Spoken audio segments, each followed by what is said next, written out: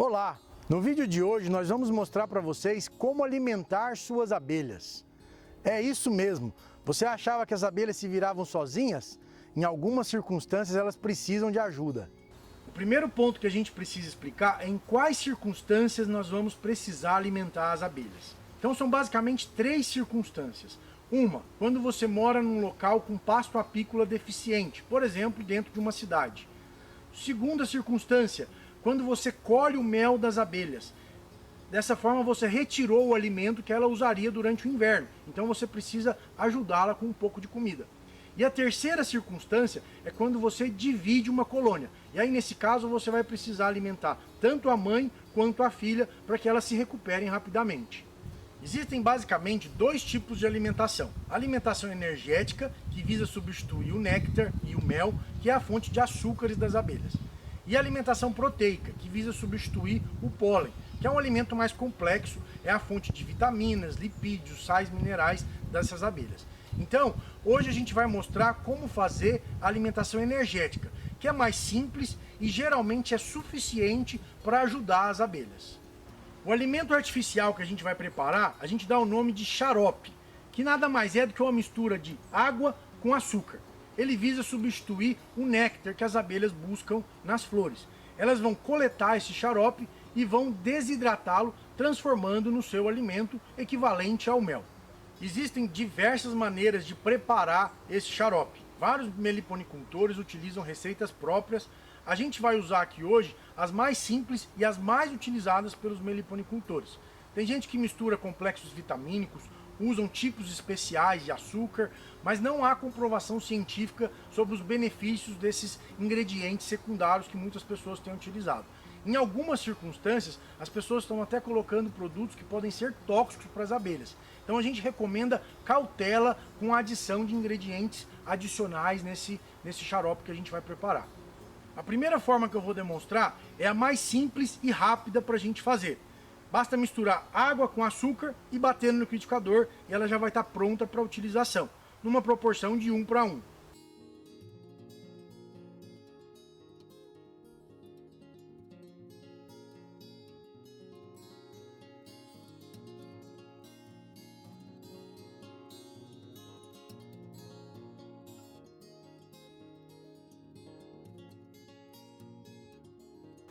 O segundo processo que nós vamos mostrar, ele é um pouquinho mais complexo, mas também é bem simples de fazer.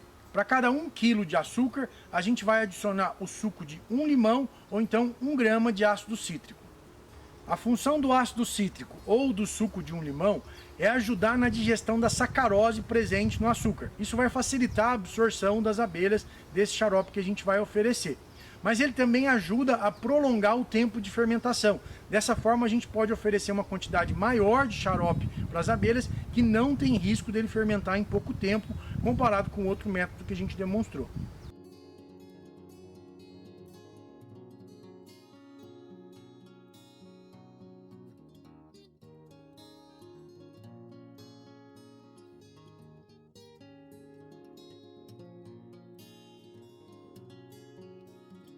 A grande desvantagem desse método é que depois que o xarope está pronto, eu preciso aguardar um longo tempo até que ele atinja a temperatura ambiente para que eu possa usar.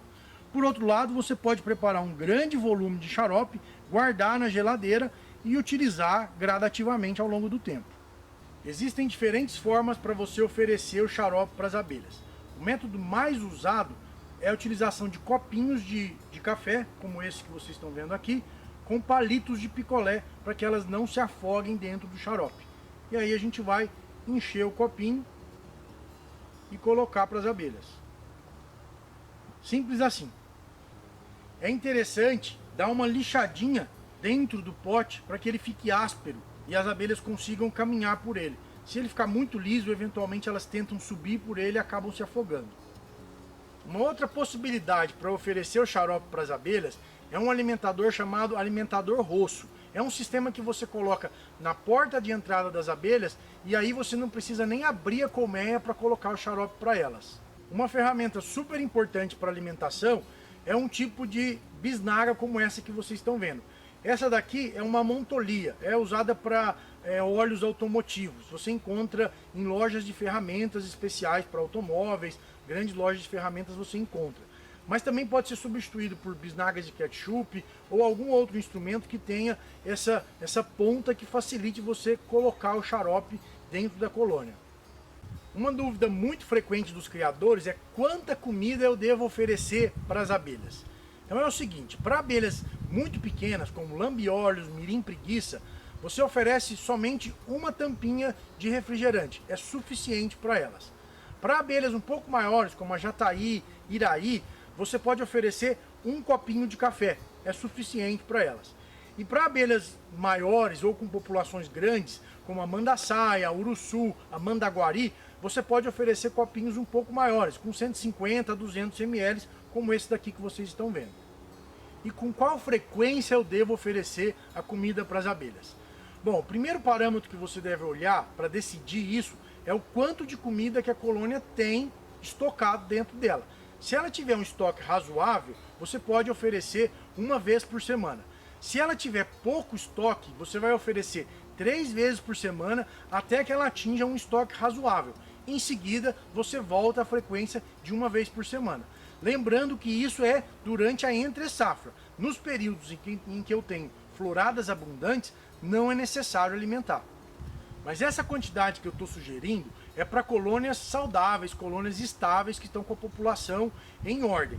Para colônias que estejam fracas, debilitadas, recém-divididas, eventualmente essa quantidade precisa ser menor. Mas como que você vai saber se precisa ser menor ou maior? O melhor parâmetro é você colocar o xarope nessa quantidade que a gente sugeriu e avaliar depois de 24 horas.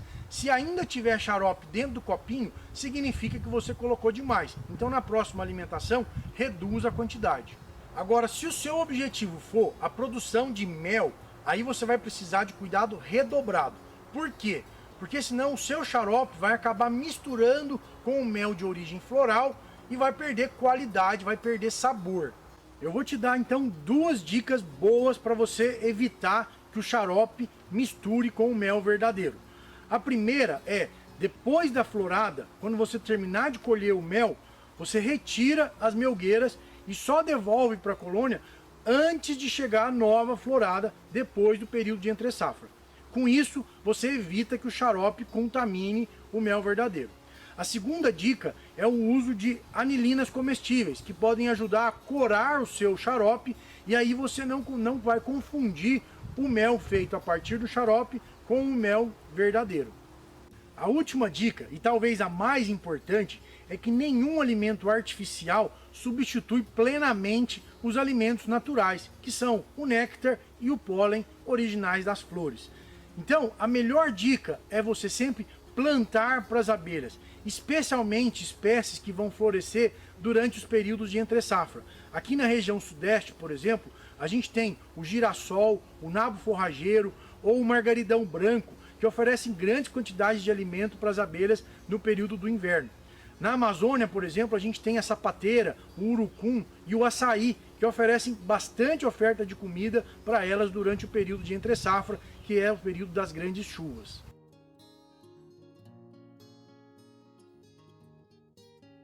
Eu queria fazer um agradecimento especial a toda a nossa equipe que está ajudando na gravação desses vídeos. Vocês não os veem, mas tem 4 pessoas atrás das câmeras ajudando para que tudo dê certo durante as nossas gravações.